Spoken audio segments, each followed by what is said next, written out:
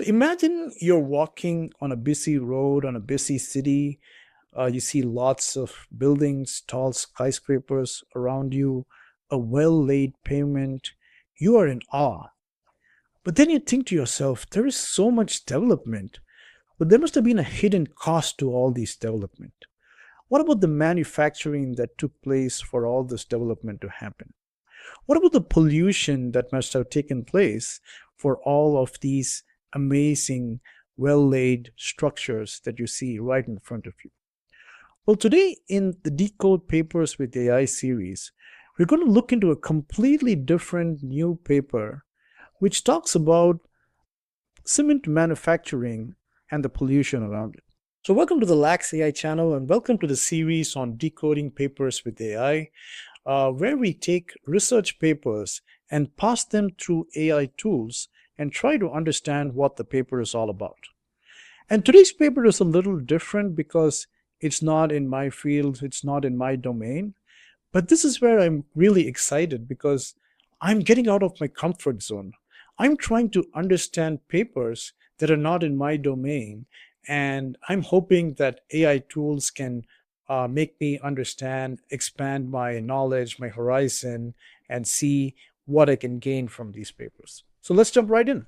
Today's paper is titled A Multi-Plant Machine Learning Framework for Emission Prediction, Forecasting, and Control in Cement Manufacturing. And this has lots of authors, but one author that I know is Professor Anup Krishnan from IIT Delhi, who forwarded me this paper. And we're going to take this paper and pass them through AI tools like SaralAI and NotebookLM and see what they can about this paper. So SaralAI has processed this paper and it's produced about a 6-minute research podcast. So let's find out what SaralAI says. Welcome back to Science and Back. Today, we're diving into a fascinating paper about making cement manufacturing greener. It's titled A Multi-Plant Machine Learning Framework for Emission Prediction, Forecasting, and Control in Cement Manufacturing. That sounds incredibly important, Jose. Cement production is a huge industry, and its environmental footprint, especially emissions like NOx, is a major concern globally. What exactly is NOx? NOx stands for nitrogen oxides. They're harmful pollutants contributing to smog and acid rain. Cement kilns release about 3 million tons of NOx annually, which is massive. Wow, that's a staggering amount. So, traditionally, how do they try to reduce these emissions in cement plants? The industry standard is something called selective non-catalytic reduction, or SNCR. But it's not very efficient, often wasting ammonia and increasing operational costs. This is very interesting. I'm not an expert in this field, so I would just heard about, like, say, carbon dioxide, methane emissions, PMA 2.5. And it's the first time I'm hearing about nitrogen oxide or NOx. So it's really interesting to know that cement manufacturing releases a lot of NOx emissions from at least what the podcast is saying. So, it's costly and not fully effective. That's where this paper comes in, right? They're proposing a new data driven approach using machine learning. Exactly. They developed a data driven framework for emission control. What's really cool is they used large scale operational data from 4 different cement plants worldwide. 4 plants across different continents. That's a strong foundation. Did they just use one type of machine learning or did they compare different ones? They benchmarked 9 different machine learning architectures, including popular ones like XGBoost and neural networks. XGBoost consistently performed the best for predicting NOx, CO, and CO2 emissions. XGBoost. Interesting. So, So that's interesting. So I think they also talk about now CO and CO2, which this is the one I was familiar about, and NOx. And XGBoost is really interesting. It's like the one of the very popular gradient boosting algorithms out there. And I still remember how when I was in grad school, I used to like participate in Kaggle competitions. And if I remember, this XGBoost came mainly out of Kaggle, that a couple of people started their own gradient boosting, and this was giving much better results than what sklearn used to provide. Sklearn also had its gradient boosting algorithm, but XGBoost always consistently outperformed the gradient boosting from, and then so that people started using XGBoost from these people, and they always used to win most of the winning solutions in Kaggle at that time. I'm talking about like 10 years back. Used to just use XGBoost and get a really boosted accuracy in their method. So it's nice to see that XGBoost is still around. They found a top performer. But did the model's accuracy stay consistent across all 4 plants, or did it vary? That's a key finding. Prediction error varied significantly, sometimes 3 to 5 times across plants. This was mainly due to differences in data richness, like how much data they had and its frequency. Ah, so data quality and quantity really matter, even for advanced ML. It highlights the importance of good data collection in industrial settings, doesn't it? Absolutely. Another crucial aspect they explored was incorporating short term process history. Instead of just looking at current conditions, they considered what happened minutes before.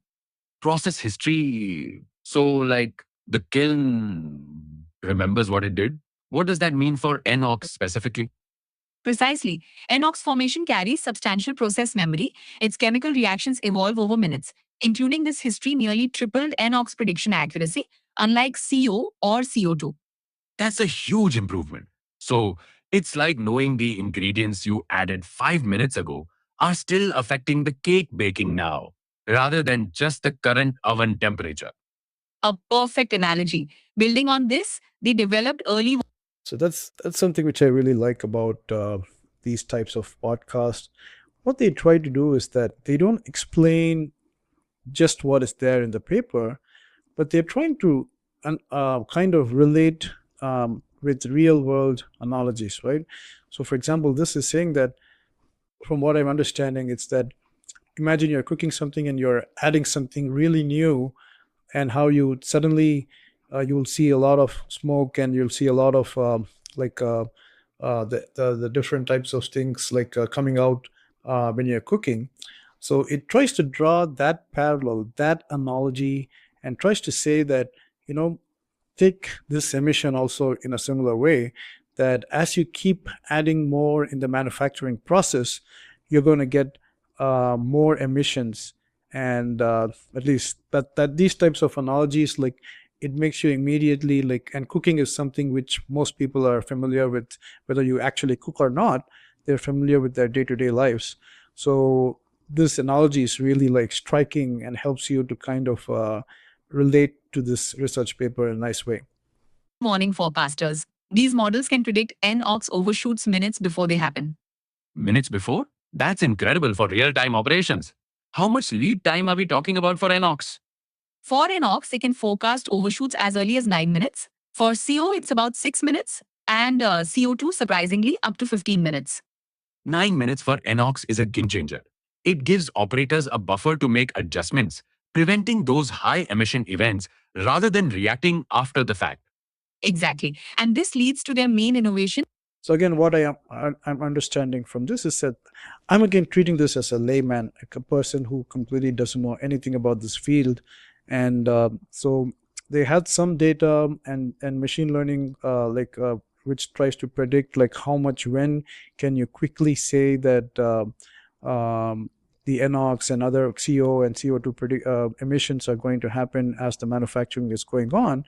And my understanding is that as it the there is some there are some sensors which are measuring this data.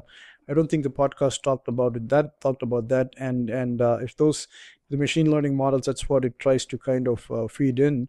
And in 6 minutes and 9 minutes, as it said, for different emissions, it's able to forecast and predict and say that, you know, there is this much amount of, in 9 minutes I can, and after 9 minutes it says that there is suddenly like this, there's a burst of NOx or CO that is going on. And whoever is monitoring the plant, or like if they know that this is happening, they can quickly adjust, make some adjustments, and maybe reduce the emissions and so on, right? And this could have a lot of impact in places where you have these like rule, they'll have these, the rules which say that there are these much, only like this much of emissions are allowed and then so on. So in those countries, this kind of forecasting and prediction could be extremely useful. In the NOx controller framework, it uses these ML models to optimize decision variables or DVs to minimize emissions.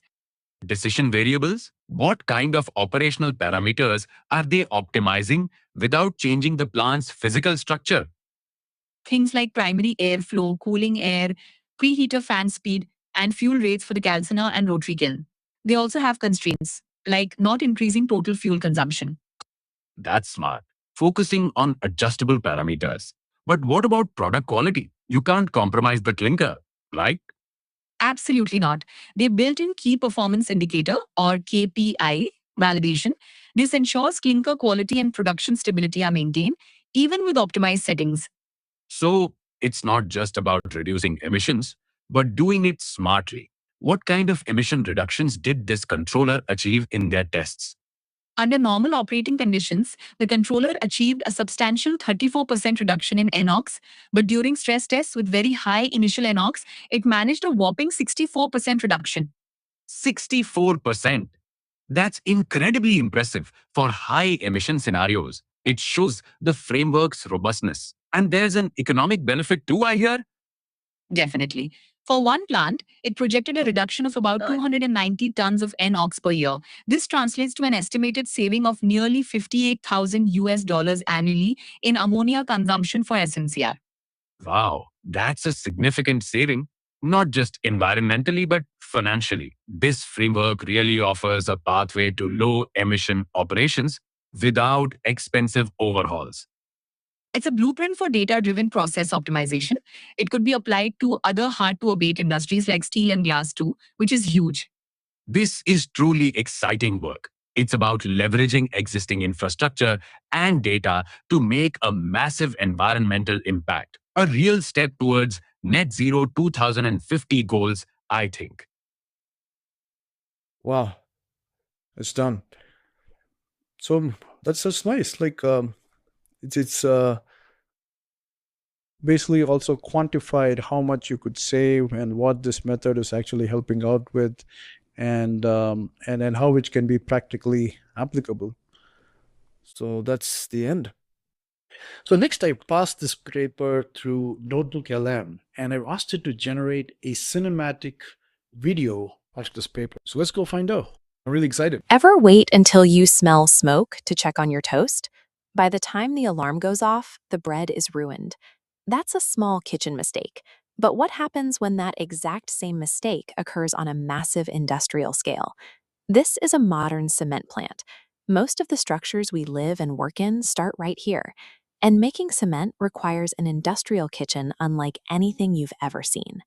The main event is this giant steel cylinder called a rotary kiln.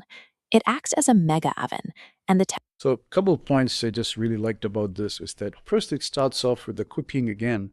I think the previous one also gave a cooking example, which everybody is familiar with. And this one it's also showed the bread, and it's like the bread is overheated and it's like the smoke is coming out. Only then people realize, oops, something is wrong, right? Not at the right time. So that's the analogy it's trying to provide, and then it's taking it to the cement factory, right? And that's one thing I observed, which is really cool, nice example.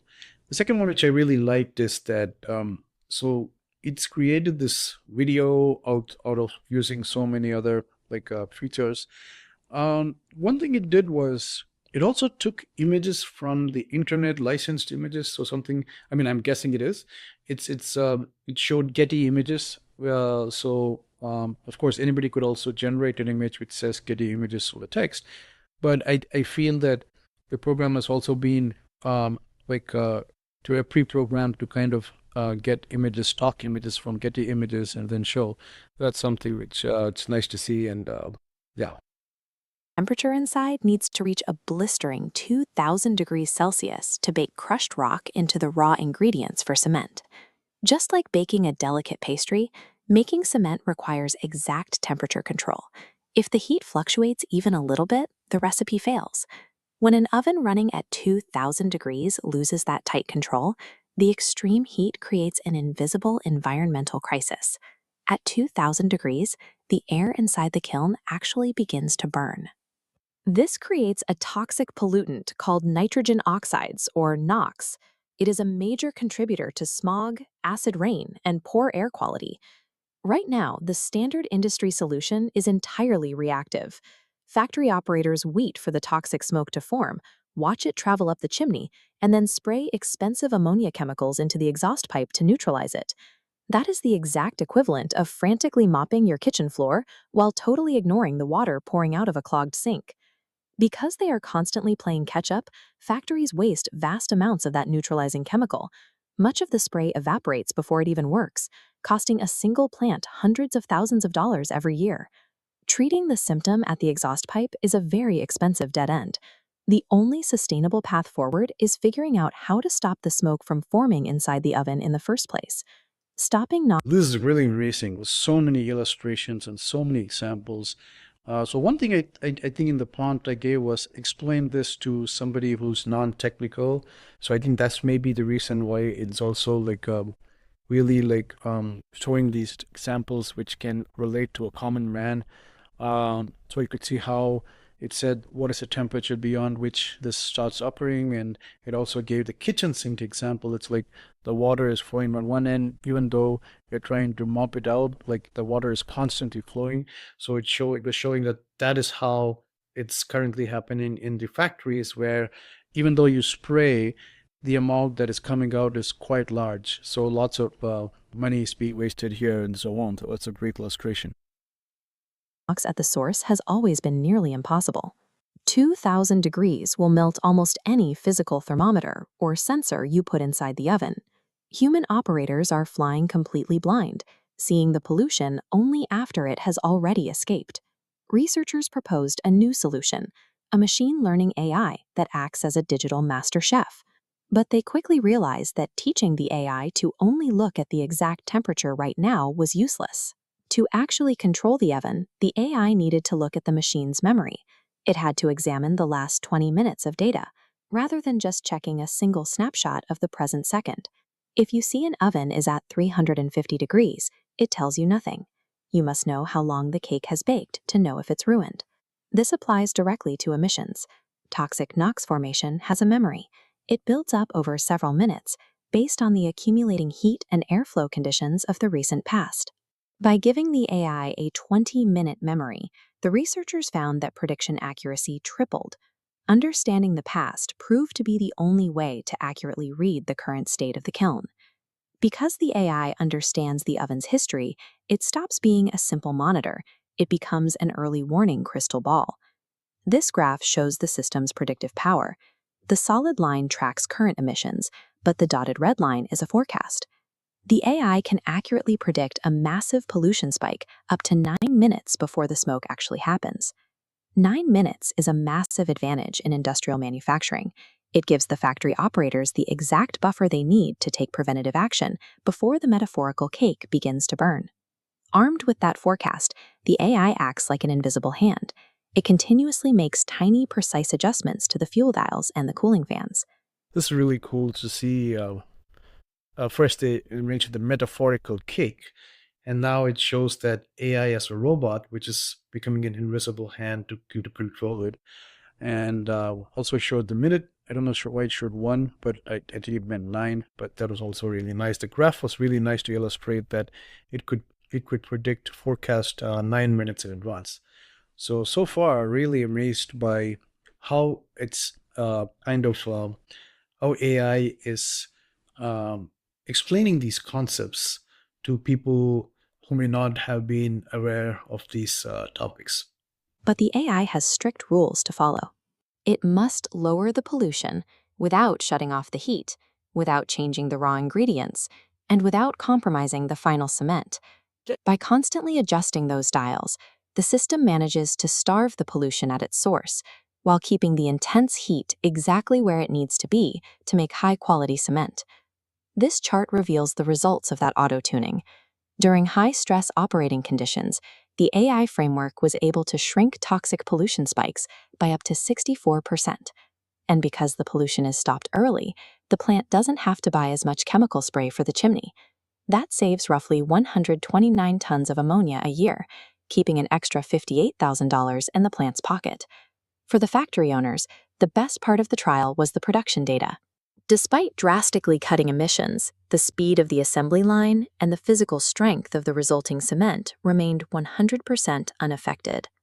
Achieving these numbers required 0 new chimneys, 0 factory rebuilds, and absolutely no hardware changes. They simply gave an old, heavy machine a brilliant new digital brain. As we work toward our global climate goals, we don't necessarily have to tear down our oldest, heaviest industries. Sometimes we just have to teach them how to. Well, I believe it stopped abruptly, but I think the message was kind of clear. It's nice that how AI could come and be like a tuner and try to reduce the emissions by close to 64% is what it was trying to say. So that was really a nice cinematic video overview of the whole thing. So for the last part, what you're going to do is we converted this paper to a poster, and it's going to give a quick one-page summary of the whole paper, quick snapshot. So we'll just go through these really quickly and try to see if we can get some extra information out of it. So the abstract starts with that the cement industry is a major industrial source of NOx emissions, yet traditional physics-based models remain computationally intensive and unsuitable for real-time clean control. This research develops a data-driven framework using large-scale operational data from 4 global cement plants to benchmark 9 benchmarking architectures for emission prediction. The study demonstrates that incorporating process history and early warning forecasters allows for an optimization framework that significantly reduces NOx levels while maintaining clinker quality and production stability. So the introduction goes on to say that how cement production accounts for 8% of CO2 emissions, and then traditional NOx mitigation strategies, like I think they mentioned a couple in the paper, face challenges regarding high capital expenditure, ammonia slip, and other things. The data-driven machine learning frameworks offer a scalable and cost-effective alternative for real-time emission control in existing industrial plants.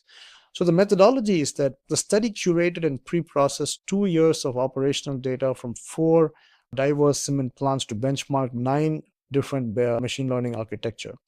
An emission prediction with historical inputs, EPH model, was developed using a 20-minute process history window to capture temporal dynamics.